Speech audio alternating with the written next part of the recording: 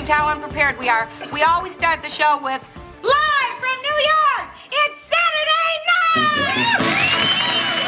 Dave Lorenz along with George Zimmerman on Travel Michigan, and time is just flying by. We only have time for one more guest, but it's a good one. We get to head to Grand Rapids next, George. Yes, we do, to talk to Eric Wallenberg, and he's the marketing and PR manager for Gilda's Club, to talk about the upcoming Gilda's Laughfest, which is, I guess this is year 3, correct, Eric? That is correct.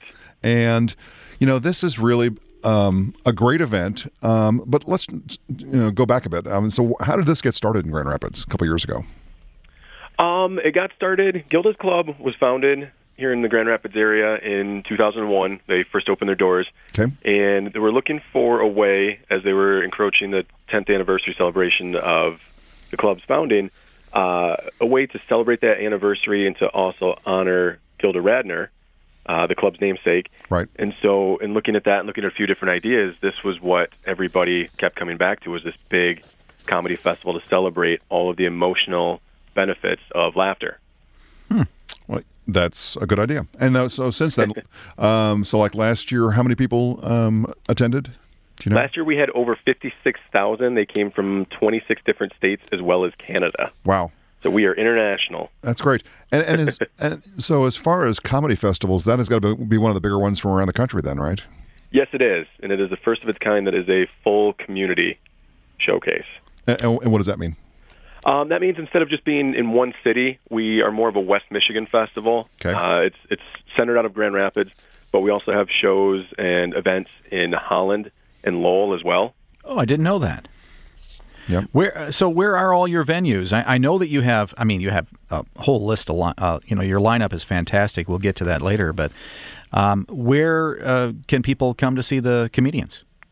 Venues are all over West Michigan. We have everything from Grand Rapids Community College Ford Fieldhouse, where Joel McHale will be showing to up to 3,500 people, wow, to a venue like Dog Story Theater in downtown Grand Rapids that seats about 50 people, and everything in between. We've got events and showcases and family workshops at the Grand Rapids Library. Pretty much anywhere in Grand Rapids, you're going to find some kind of connection to Laughfest that week or that 10 days. Well, you look at, in the past few years, look at these names that you've had. Betty White, Bill Cosby, Martin Short, Sinbad, Jim Gaffigan. I mean, these are huge names. Yeah, we try to bring in some of the bigger names out there. This year we've got Louis Black, Brian Regan, Joel McHale, Wayne Brady is going to be at our signature event. Really what we're focusing on is trying to bring in names and faces that people will know and relate to and give something for everybody. Somehow I identify with, what is his name? Mr. Black. Louis Black. Louis Black. It's kind of like this angry humor. I somehow identify with that. I think a lot of us can. He definitely hits on some of those sort of angry notes. Yeah. Now, Eric, you mentioned something for everybody, and I think that's one of the neat things about this event, obviously, is that, there are obviously adult kind of comedy acts, which would only be appropriate for adults. Yes. But that's not all that this is. It's not just all late-night stand-up, basically, that you would see at a comedy club someplace. So talk about the range and how you let people know what's appropriate for what ages and that kind of thing. Right, and you're exactly right that it's not all just stand-up either. There are improv workshops. It's really a celebration of all things laughter, whether that's film, photography, whatever it might be. Right. We have family-friendly acts and events, like Strawberry Shortcake and the Doodle Bops. That is a family-friendly event. It's a musical sort of act that gets the kids involved. Secret Agent 23 Skidoo is a kid hop star. We have everything from that to Jim Brewer, who a lot of people would know as Goat Boy, or Joe Pesci from the old SNL days, right. Who's now doing clean comedy and is one of our featured performers this year. So really it's all across the board, and we have a rating system that goes from everything from family-friendly to rated R, really, all the way up to mature. So It provides some guidelines as to what people can expect when they walk into the show. Do you think that, just curious, is clean comedy something that's got some momentum right now? I mean, is that because, certainly there's been a history for decades of kind of the, kind of rougher nightclub kind of act. Is that changing in any way, or is this more unique to what you're doing? It does. It's got some legs. I think there's always going to be kind of that audience for people that want to go out and have a good time and hear some of the stuff that they wouldn't normally encounter on a day-to-day basis. But there's also a lot of people that want to come and experience a comedy show, but not necessarily hear some of those vulgarities or things like that. Right. And the clean comedy will have some adult themes to it, but it's something that pretty much everybody can enjoy and walk away from not feeling offended. She kept seeing doctors, and they said, no, everything's okay. What are you worried about, they would say. And she would say, I'm worried I have cancer.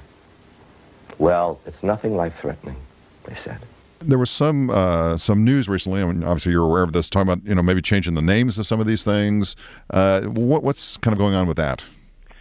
Back in 2009, all of the Gilda's clubs, which are run independently but under one network, okay, were given the opportunity or the option to change their name. And she used to complain that they don't believe me. They don't believe me. Well, the truth is, Gilda was sitting on a time bomb. I mean, she had everything that pointed to the fact that she was going to develop a lethal disease and maybe not be with us. And we decided then that we wanted to remain Gilda's Club of Grand Rapids as a way to continue to honor Gilda Radner's legacy. Right. And we plan on doing that going forward. A new addition to our update team is correspondent Emily Latella with tonight's commentary. Welcome. Oh, well, thank you, Jane. It's very lovely to be part of a news team. Tonight's commentary is very important because I hear that President Ford wants to make Puerto Rico a state. That's not steak. President Ford wants to make Puerto Rico a state. Not a steak, a state. Oh, never mind. That's great. Having grown up watching Saturday Night Live, she was such an important part of that show, and of course, after her illness, continued to speak out for health issues. So it's a great thing. She was, and we love the way that her legacy is honored here. It's very important, I think, for people that are on that cancer or grief journey to know that there's laughter to be had there. It's important for them to be able to find their smile in whatever way that they find or deem appropriate. And that's something that Gilda, through her cancer journey, was able to really help express to the world. Of course, all the proceeds from this event go to support Gilda's Club of Grand Rapids. What types of things do you do at Gilda's Club? Services, Gilda's Club, as I said, is a cancer and grief support community. We have all kinds of different programs, whether it be social, lecture, informational, all of these different ways for people to come and just express themselves and help their way through the cancer journey in the way that they feel is best. Yep. Because that's very personal to each individual. Mm-hmm. And so it's important that they have these different outlets. Right.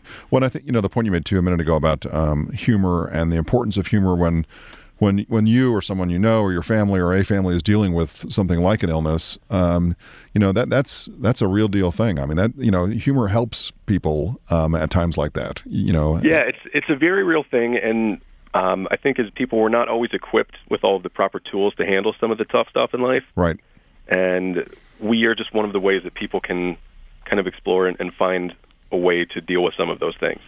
Well, the big Gilda's Laughfest coming up March 7 through 17, 10 days, and a lot of performers. How many performers do you actually have this year? We have over 200. Wow. Unbelievable. And a real snappy surprise for me, Rosanna Dana, to give the commencement speech to the graduating class of the Columbia School of Journalism. I want to thank Eric Willenberg, Marketing and Public Relations Manager for Gilda's Club of Grand Rapids, for filling us in on the Gilda's Laughfest coming up March 7th through 17th. For more information, all you have to do is go to laughfestgr.org.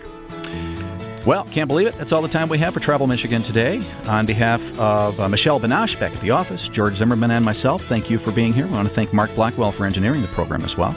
And invite you to join us next week right here on Travel Michigan, where your trip begins at michigan.org.